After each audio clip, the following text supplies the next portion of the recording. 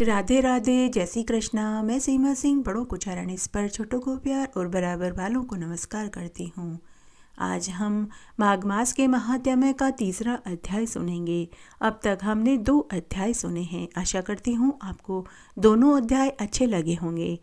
आइए आज हम तीसरा अध्याय सुनते हैं।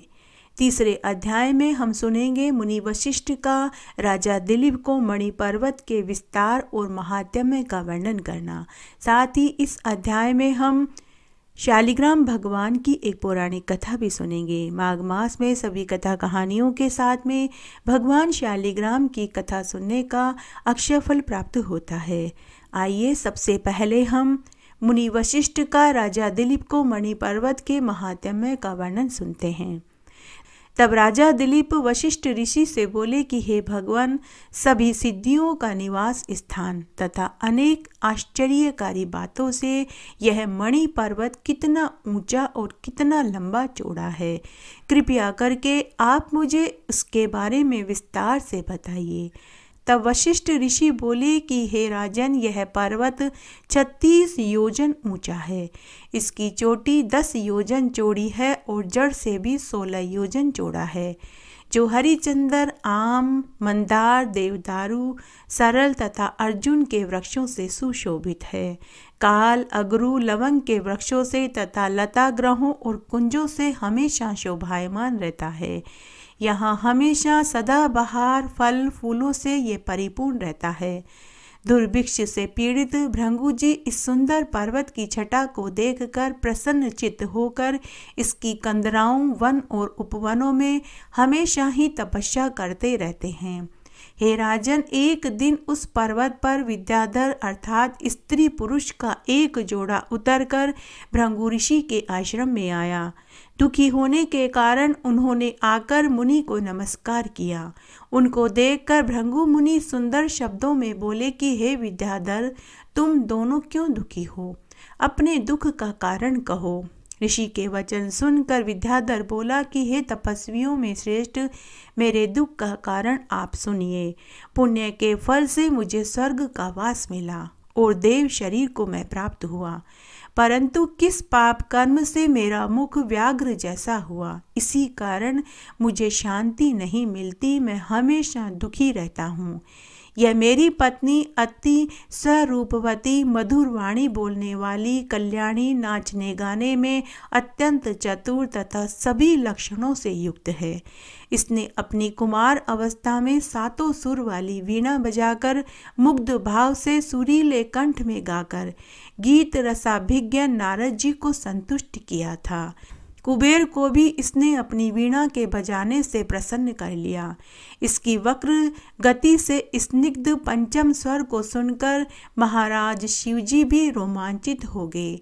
इसके समान स्वर्ग में दूसरी कोई श्रेष्ठ नितंबनी स्त्री नहीं है।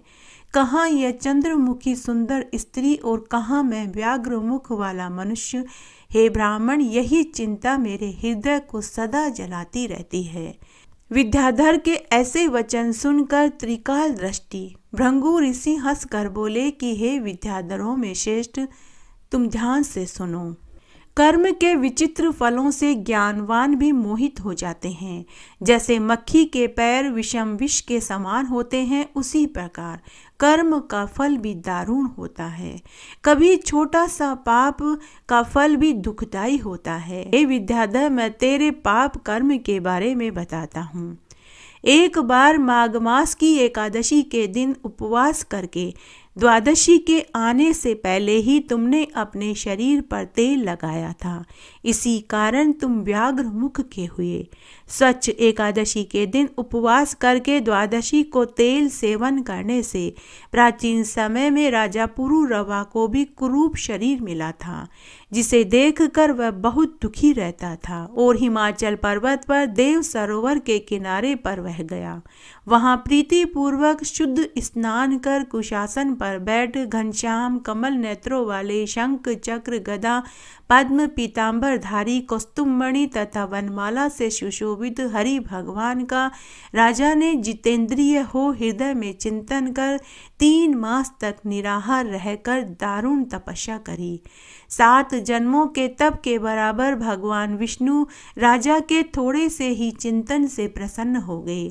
माघ मास की शुक्ल पक्ष की द्वादशी को मकर के सूर्य में भगवान ने प्रसन्न होकर अपने शंख से राजा को पवित्र किया और उसको तेल लगाने वाली बात याद कराई। तब उसने यह तपस्या करी जिससे भगवान प्रसन्न हो गए और उसे सुंदर रूप प्रदान किया था, जिसके रूप को देखकर देवनायिका उर्वशी भी उसे चाहने लगी थी। इस प्रकार वरदान पाकर राजा अपने पुर को चला गया। हे विद्याधर, इस तरह की कर्मगति को जानकर तुम दुखी क्यों होते हो? यदि तुम इस दैत्य रूपी कुरूपता को छुड़ाना चाहते हो तो पुराने पापों को नष्ट करने वाली मणिकूट नदी के पवित्र जल में माघ मास में स्नान करो, जहाँ ऋषि सिद्ध देवता इत्यादि निवास करते हैं। मैं तुमको माघ मास के स्नान की विधि बताता हूँ। तुम्हारे भाग्य से माघ मास आज से 5वें दिन बाद ही आ रहा है। पोष माह के शुक्ल पक्ष की एकादशी से लेकर माघ शुक्ल की एकादशी तक 1 महीना पृथ्वी पर शयन करो, निराहार रहकर त्रिकाल स्नान करो, ब्रह्मचर्य का पालन करो, सब प्रकार के भोगों को त्याग कर जितेंद्रिय रहकर तीनों समय विष्णु भगवान का पूजन करने से तुम इस पाप से छूट जाओगे। द्वादशी के दिन स्नान करने से पवित्र होने पर मैं द्वादशी के शुभ दिन में आकर अपने तपोबल से तुम्हारे मुख को कामदेव के समान सुंदर बना दूंगा। हे विद्याधर, इसमें कोई संदेह नहीं है। अब तुम अपनी इस वर वर्णिनी के साथ सुखपूर्वक क्रीड़ा करो। माघ मास के प्रभाव को जानकर सदा माघ स्नान करो। हे राजेंद्र, इस तरह सर्वज्ञ महात्मा भृगु मुनि ने विद्याधर को एक कथा और सुनाई। माघ मास से विपत्ति तथा पापों का क्षय होता है, जो सब यज्ञों से अधिक है और सब तरह के दान के फल को देता है। हे विद्याधर, यज्ञों के योगों से तीव्र तप से माघ मास अधिक गरजता है। पुष्कर, कुरुक्षेत्र, ब्रह्मवर्त, पृथुदक, काशी, प्रयाग तथा गंगा सागर आदि के संगम स्थानों में जो फल 10 वर्ष तक नियम धारण करने से मिलता है, वही फल माघ मास में 3 दिन इन पवित्र नदियों में माघ स्नान करने से निःसंशय ही मिल जाता है। जो चिरकाल तक स्वर्ग में रहना चाहे, वे मकर के सूर्य में कहीं भी जल में स्नान कर सकता है। हे राजेंद्र, आयुष, आरोग्य, संपत्ति, रूप, कल्याण, गुण प्राप्ति के इच्छुक व्यक्ति को, पाप और दरिद्रता से डरने वाले मनुष्य को दरिद्रता, पाप और दुर्भाग्य रूपी कीचड़ को धोने के लिए माघ स्नान से बढ़कर और कोई उपाय नहीं है।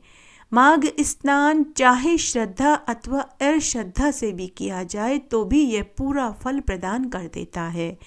बिना कामना के या कामना से जहाँ कहीं भी घर के बाहर जल में माघ स्नान करने वाला इस लोक और परलोक में दुख नहीं भोगता।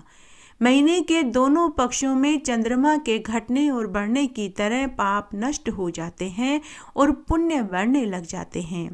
खान में अनेक प्रकार के रत्न पैदा होने की तरह पुत्र, पौत्र और संपत्तियां बढ़ती है। जैसे कामधेनु समस्त कामनाओं को और चिंतामणि समस्त चिंतित फलों को देता है, उसी प्रकार से माघ स्नान सभी मनोरथों को पूर्ण कर देता है।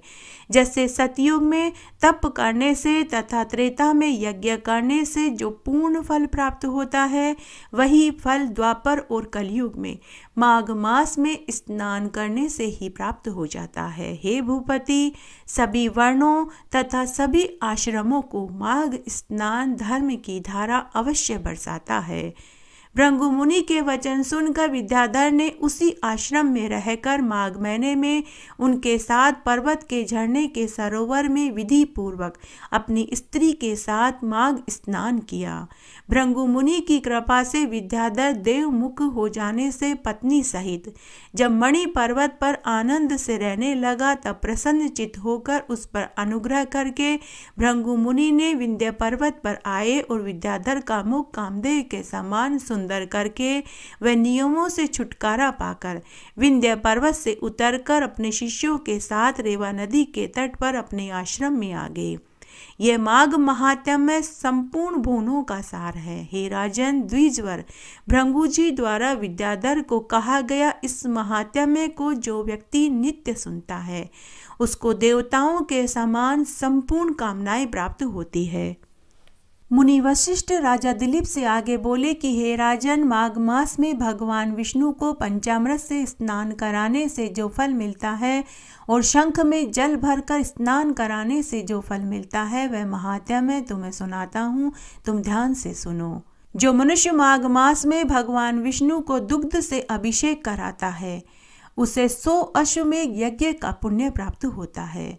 दुग्ध से अभिषेक कराने की अपेक्षा 10 गुना अधिक फल दही से अभिषेक करने पर मिलता है और दही से 10 गुना अधिक फल घी से अभिषेक करने पर मिलता है और घी से भी 10 गुना अधिक फल भगवान विष्णु को शहद से अभिषेक करने पर मिलता है और शहद से 10 गुना अधिक फल चीनी से अभिषेक करने पर मिलता है और मंत्र पढ़कर गंध पुष्प जल चढ़ाने से अधिक फल मिलता है। मार्गशीर्ष मास में जो मनुष्य गाय के दूध से भगवान विष्णु को स्नान कराते हैं वे महापापों से भी छूट जाते हैं। जैसे दूध से दही, घी आदि पदार्थों की उत्पत्ति कही गई है, इसी तरह दुग्ध स्नान कराने से मनुष्य की समस्त कामनाओं की सिद्धि हो जाती है। दूध स्नान से सौभाग्य की प्राप्ति, दही स्नान से मिष्ठान भोजन और घी से स्नान कराने से वह मनुष्य भगवान विष्णु के लोक को पाते हैं। माघ मास में जो शहद से भगवान विष्णु को स्नान कराते हैं वे स्वर्ग के सुख को पाते हैं और इस लोक में चक्रवर्ती राजा बनकर मरने के बाद विष्णु लोक को पाते हैं। जो मनुष्य माघ मास में भगवान विष्णु को दूध से स्नान कराते हैं वे इस पृथ्वी पर गज अश्व रथ से पूर्ण राज्य को पाते हैं। जो मनुष्य माघ मास में भगवान विष्णु को रोज गाय के कच्चे दूध से स्नान कराते हैं वे स्वर्ग में जाकर श्रेष्ठ पद को पाते हैं और चंद्रलोक, इंद्रलोक, रुद्रलोक और वायुलोक में पूजनीय होते हैं। दूध से स्नान कराने पर तेज और पुष्टि की वृद्धि होती है और दुर्भाग्य का नाश होता है। जो मनुष्य माघ मास में भगवान विष्णु को पंचामृत से स्नान कराता है, हे राजन, वह मनुष्य इस पृथ्वी पर अपने परिवार के साथ आनंद सुख भोगता है। जो मनुष्य माघ मास में कपिला गाय के दूध से भगवान विष्णु को स्नान कराते हैं वे मनुष्य 100 कपिला गाय दान के फल का भागी होते हैं। जो मनुष्य तीर्थों के जल को शंख में भरकर माघ मास में भगवान विष्णु को स्नान कराते हैं वे माघ मास में 1 बिंदु जल से भी अपने कुल का उद्धार कर लेते हैं। हे राजन, जो मनुष्य कपिला गाय के दूध को शंख में भरकर भक्ति भाव से माघ मास में भगवान विष्णु को रोज स्नान कराते हैं वे समस्त तीर्थों के फल के भागी होते हैं। जो शंख में अक्षत कुशा जल डालकर माघ मास में भगवान विष्णु को स्नान कराते हैं वे समस्त तीर्थों के फल के भागी हो जाते हैं। हे राजन, जो मनुष्य भगवान विष्णु को माघ मास में 8 बार शंख जल से भक्ति पूर्वक स्नान कराता है वह श्रेष्ठ पद को पाता है और मरने के बाद विष्णु लोक को पाता है। जो 16 बार शंख जल से माघ मास में भगवान विष्णु को स्नान कराता है वह पापों से मुक्त हो जाता है और स्वर्ग के आनंद सुख को पाता है। जो 24 बार शंख जल से भगवान विष्णु को माघ मास में स्नान कराते हैं वे इंद्र लोक में आनंद सुख को पाते हैं और कई हजार वर्ष तक इंद्रलोक में सुख भोगते हैं और उसके बाद पृथ्वी पर आकर चक्रवर्ती राजा बनते हैं। जो माघ मास में 108 बार रोज भगवान विष्णु को शंख में जल भरकर स्नान कराते हैं, वह मनुष्य प्रत्येक शंख में 16 मासा सुवर्ण के तुल्य दान के फल को पाते हैं। जो माघ मास में शंख ध्वनि करके भगवान विष्णु को स्नान कराते हैं, उसके पितर स्वर्ग में सुधा का पान करते हैं। जो 1008 बार शंख जल से भगवान विष्णु को माघ मास में स्नान कराते हैं, वे सपरिवार महाप्रलय पर्यंत मुक्ति फल को पाते हैं। हे राजन, जो नित्य शंख जल से भगवान विष्णु को माघ मास में स्नान कराते हैं, वे नित्य गंगा स्नान के फल के भागी होते हैं और देवता के समान तुल्य हो जाते हैं। ओम नमो नारायण मंत्र पढ़कर शंख के जल से जो भगवान विष्णु को माघ मास में स्नान कराते हैं, वे समस्त पापों से मुक्त हो जाते हैं। जो शंख में तिल और पादोदक को रखकर वैष्णव महात्मा जन को देता है, वह चांद्रायण व्रत के फल को पाते हैं। नदी, तालाब, कुएं, बावड़ी के जल को शंख में रखने से सब गंगा जल हो जाता है। जो वैष्णव माघ मास में भगवान विष्णु के चरणों उद्दक को सिर पर धारण करते हैं, वे सभी देवताओं द्वारा पूजनीय हो जाते हैं। त्रैलोक्य में जितने भी तीर्थ हैं, वे सभी तीर्थ इस लोक में भगवान विष्णु से शंख में वास करते हैं, इसलिए शंख श्रेष्ठ कहा गया है। जो वैष्णव माघ मास में जल भरकर शंख को हाथ में लेकर मंत्रों से विष्णु भगवान को स्नान कराते हैं, भगवान विष्णु उनके ऊपर जल्दी प्रसन्न होते हैं और उसकी सभी मनोकामनाओं को पूरी कर देते हैं। शंख के आधि भाग में चंद्रमा देवता, शंख के कुशी भाग में वरुण देवता, शंख के पृष्ठ भाग में प्रजापति देवता और शंख के अग्र भाग में गंगा और सरस्वती का वास होता है। जो इन देवताओं का नाम लेकर बिना आलस्य के भगवान विष्णु को माघ मास में प्रतिदिन स्नान कराते हैं, उसके पुण्य की संख्या का वर्णन तो कोई भी देवता कहने में समर्थ नहीं है। हे राजन, जिसने भगवान विष्णु को पुष्प, जल, अक्षत से युक्त शंख का पूजन किया, उसके घर में हमेशा महालक्ष्मी का वास होता है। जो शंख को चंदन से पूर्ण कर भगवान विष्णु के भजन को गाता है, वह 100 वर्ष के लिए परम आनंद को पाता है। जो शंख में जल, पुष्प, अक्षत रहकर भगवान विष्णु को माघ मास में अर्घ्य देता है, वह अनंत कोटि गुना फल को पाता है। जो शंख में अर्घ्य लेकर भगवान विष्णु के मंदिर में 5 या 7 पदक्षिणा करता है, तो मानो उसने सप्तद्वीप की पदक्षिणा कर ली हो। जो वैष्णव भगवान विष्णु के शंख जल से स्नान कराए हुए जल को घर में छिड़कता है, उसका घर कभी अशुभ नहीं होता। जो मनुष्य विष्णु चरणों उद्दक को अपने सिर पर लगाता है, उसकी सभी मानसिक चिंताएं भगवान विष्णु दूर कर देते हैं, उसके सभी पाप कर्म से वह छूट जाता है। शंख जल को सिर पर देखकर ग्रह, राक्षस, कुष्मांड, पिशाच, सर्प, दानव सभी 10 दिशाओं में भाग जाते हैं।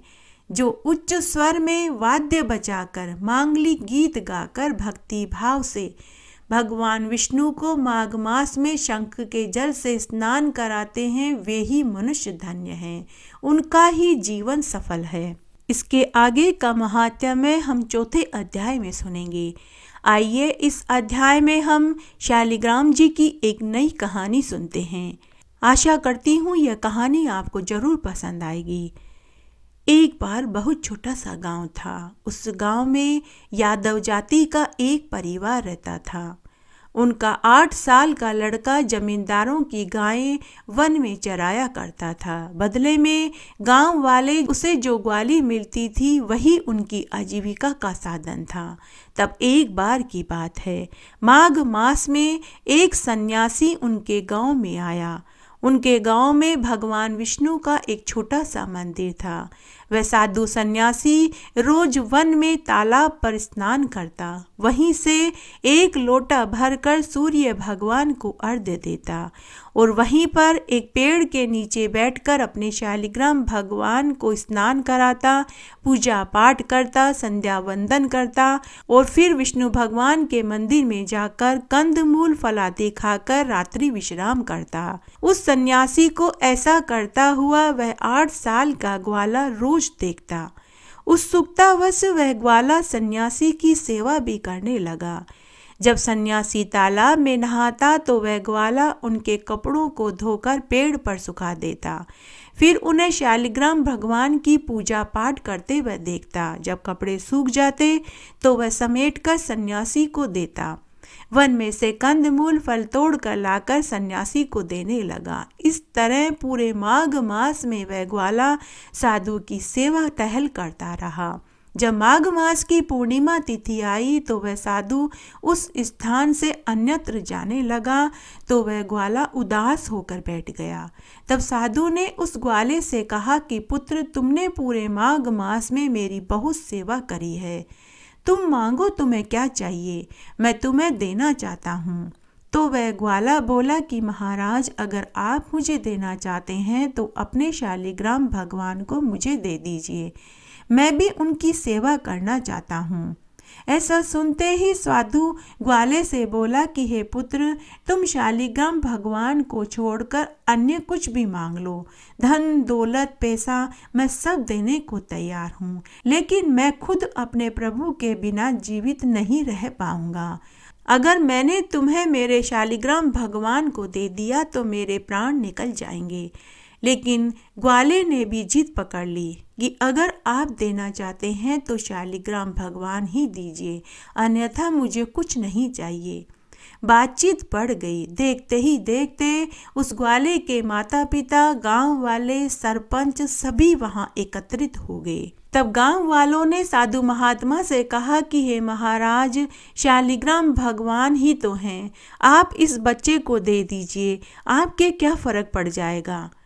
तब साधु ने सोचा कि बात बढ़ जाएगी। तब साधु ने कहा कि ठीक है, कल यहीं तालाब पर पूजा आदि से निवृत्त होकर मैं तुम्हें शालिग्राम भगवान दे दूंगा। दूसरे दिन उस साधु ने जंगल में से एक काले पत्थर को ढूंढा जो कुछ शालिग्राम भगवान जैसे ही दिखाई दे रहे थे। उसने उन्हें एक सिंहासन पर बैठाया, सुंदर सुंदर वस्त्र आभूषण से सजाया और उसी तालाब पर पहुंच गया।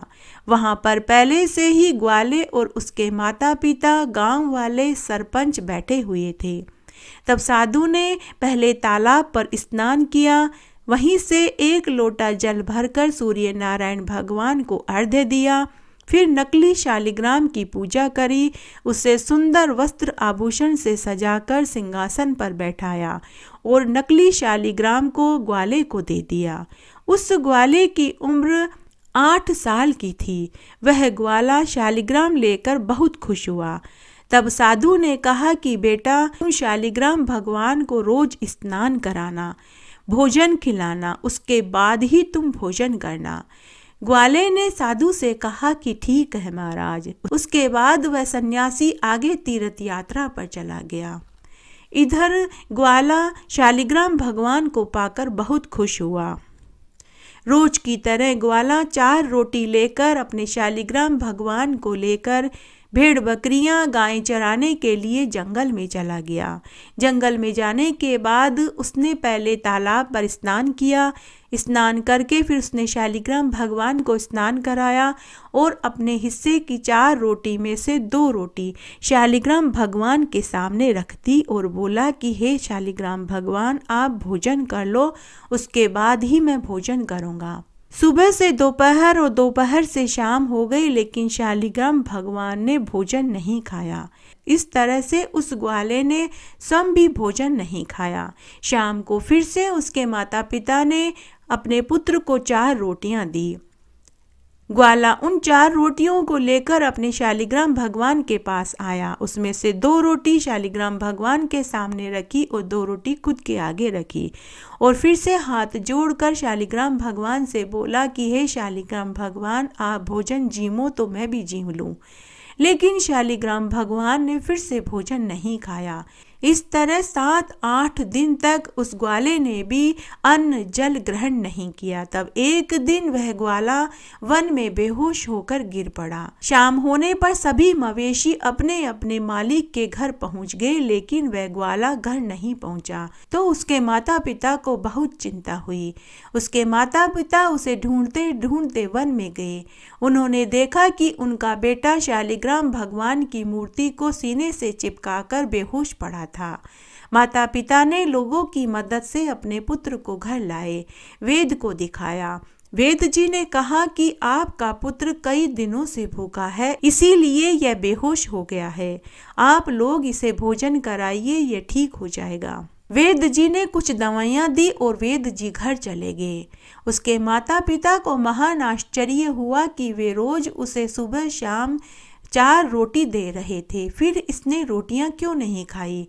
थोड़ी देर बाद ग्वाले की आंख खुली तो उसके माता पिता ने इसका कारण पूछा। तो उनका पुत्र अपने माता पिता से बोला कि माँ बाबा, साधु महाराज ने कहा था कि पहले शालिग्राम भगवान को भोजन कराना, उसके बाद ही तू भोजन करना। माँ बाबा, मेरे शालिग्राम भगवान भोजन ही नहीं कर रहे थे, तो फिर मैं कैसे भोजन करता, इसीलिए मैंने भोजन नहीं खाया। जैसे वह ग्वाला भोला था, वैसे ही उसके माता पिता भी भोले भाले। तो उन्होंने कहा कि बेटा, आज से हम भी तेरे शालिग्राम भगवान के भोजन करने के बाद ही भोजन खाएंगे। इस तरह अब ग्वाले के साथ उसके माता पिता ने भी अन्न जल त्याग दिया। तब बैकुंठ में बैठे भगवान शालिग्राम को ग्वाले और ग्वाले के माता पिता के ऊपर बहुत दया आई। तब भगवान शालिग्राम उनके घर में प्रकट हो गए। तब भगवान शालिग्राम ने आकर के पूरा भोजन खाया और उन्होंने कहा कि अब तुम सब भी भोजन खाओ। भगवान शालिग्राम उनके साफ सच्चे मन से प्रभावित हुए बिना न रह पाए। अब शालिग्राम भगवान रोज सुबह शाम उनके यहाँ भोजन करने लगे और दिन में ग्वाले के साथ उसकी गायें भी वन में चराने लगे। इस तरह कई बरस बीत गए। तब एक बार वही साधु उसी गांव में दोबारा आया। साधु का बहुत मन हुआ कि मुझे उस ग्वाले से मिलना चाहिए जिसे मैंने नकली शालिग्राम भगवान दिए थे। साधु उसी वन में तालाब के पास पहुंचा तो वह ग्वाला वहीं दिखाई दे गया। साधु ने ग्वाले से पूछा कि अरे पुत्र, तुमने मुझे पहचाना या नहीं। ग्वाले ने साधु के चरण पकड़ लिए और बोले कि महाराज, आपकी ही कृपा से तो रोज मुझे शालिग्राम भगवान के दर्शन हो रहे हैं, मैं भला आपको कैसे भूल सकता हूँ। साधु बोला कि अरे मूर्ख बालक, मेरे प्रभु ने मुझे आज तक दर्शन नहीं दिए, तुझ अज्ञानी को कहाँ से दर्शन देंगे। तो ग्वाला बोला कि अरे साधु महाराज, अभी मैं आपको मेरे भगवान के दर्शन कराए देता हूँ। वो देखिए, बड़ के पेड़ के नीचे छोटी सी मुरलिया हाथ में लिए, पीला पीतांबर ओढ़े, घुंघराले बाल वाले वो जो बैठे हैं, वही तो शालिग्राम भगवान हैं। लेकिन साधु को शालिग्राम भगवान कहीं दिखाई नहीं दिए। साधु बार बार आंखें मलता रहा, लेकिन उन्हें कहीं भगवान दिखाई नहीं दिए। तब साधु ने उसी तालाब में डूबकर मरने का निश्चय किया। तभी वहां आकाशवाणी हुई और शालिग्राम भगवान साधु से बोले कि अरे साधु, तेरा मन इस ग्वाले की तरह साफ और निर्मल नहीं है। जिस दिन तेरा मन इस ग्वाले की तरह साफ और निर्मल होगा, उस दिन मैं तुझे अवश्य दर्शन दूंगा। इसलिए तू आत्महत्या जैसा घोर पाप मत कर। तब साधु ने हाथ जोड़कर शालिग्राम भगवान से कहा कि हे प्रभु, मुझे माफ कर दीजिए। मैं जगह जगह तीर्थों में जाकर स्नान करता रहा, लेकिन मैं मन को साफ नहीं कर पाया। उसके बाद उस साधु ने उसी गांव में रहकर सच्चे हृदय से भगवान शालिग्राम की पूजा पाठ करी। जब उस साधु का अंत समय आया, तब भगवान ने उस साधु को भी दर्शन दिए। भगवान तो भाव के भूखे होते हैं, उन्हें दिखावा बिल्कुल पसंद नहीं होता। हे शालिग्राम भगवान, जैसे आपने उस ग्वाले को दर्शन दिए और बाद में साधु को दर्शन दिए, वैसे हमको भी देना, कहानी कहने वाले को, सुनने वाले को और हुक्कारा भरने वाले को। घटती हो तो पूरी हो तो परवान चढ़े, भूले बिसरे नाम तेरे भंडार में भरे। इस तरह आज हमने माघ मास का तीसरा अध्याय सुना और साथ ही हमने इसमें शालिग्राम भगवान की एक पौराणिक कथा सुनी। आशा करती हूँ यह आपको जरूर पसंद आएगा। मेरे साथ बने रहने के लिए आपका धन्यवाद। आगे आने वाली कथा कहानियों के लिए भी आप इसी तरह मेरे साथ बने रहें। धन्यवाद।